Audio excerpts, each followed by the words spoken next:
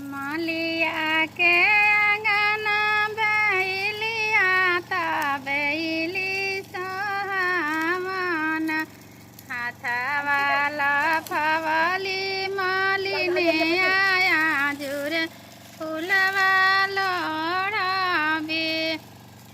धीरे रहाए मालिन धीरे रहाय हमारू गमीरे रहा जबे फूलवा होइए कचनारा सबही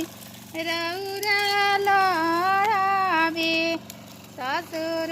के घरवा में धियावा ता धियावा सावन हाथवाला फायले अंजना दुल्हाया जो आमा बियाबे धीरे राय दुल्हा धीरे राय हमारू गमीरे रा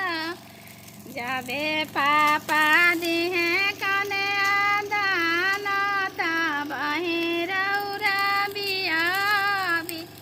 जाबे पापा दिहे कने दाना ता बहिरौरा बियाबी